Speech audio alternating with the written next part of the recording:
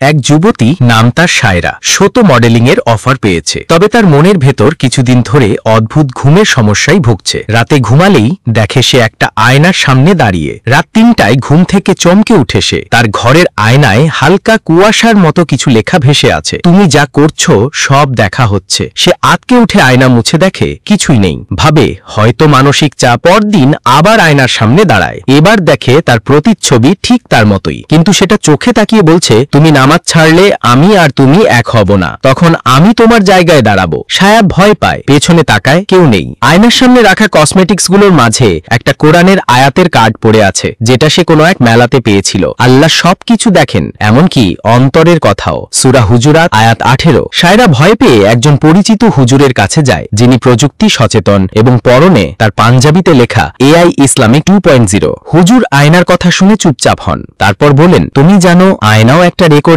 Device. তোমার রূহ যখন পাপের ভার সইতে পারে না, তখন আল্লাহ তার সামনে স্মার্ট নিষ্ফলতা পাঠান। আয়নার মাধ্যমেও হেদায়েত আসতে পারে। সেই রাত আয়নার সামনে সায়রা দাঁড়ায়, আয়নার ভেতরকার সে এবার কাঁদছে, বলছে, তুমি এখনো ফিরে গেলে হয়তো আমি বাঁচতে পারি। সায়রা কান্নায় ভেঙে পড়ে। সেই রাতে প্রথমবার সে 2 রাকাত সালাত আদায় করে, চোখের জলে ভিজে যায় জায়নামাজ। সায়রা এখন একজন হিজাবি ইসলামিক কন্টেন্ট ক্রিয়েটর, যার পেজের নাম মিরর অফ হিদায়া। সবার উদ্দেশ্যে সে বলে, আল্লাহ অনেকভাবে ডাকেন, কখনো আয়নায়, কখনো আয়াতে, কখনো ভয় দিয়ে, কখনো প্রেম দিয়ে। তুমি কি শুনছো? তুমি কি জানো প্রকৃত মানুষকে, যার মধ্যে মনুষ্যত্ব আছে, মান আর হুশ দুইটাই আছে, সেই হলো প্রকৃত মানুষ। এখন তুমি যদি প্রকৃত মানুষ হও, তাহলে আজকে তোমার বিবেকটা দেখব। তুমি আমার চ্যানেলটি সাবস্ক্রাইব করে একটি সুন্দর কমেন্ট করো, তাহলে বুঝবো তুমি প্রকৃত মানুষ।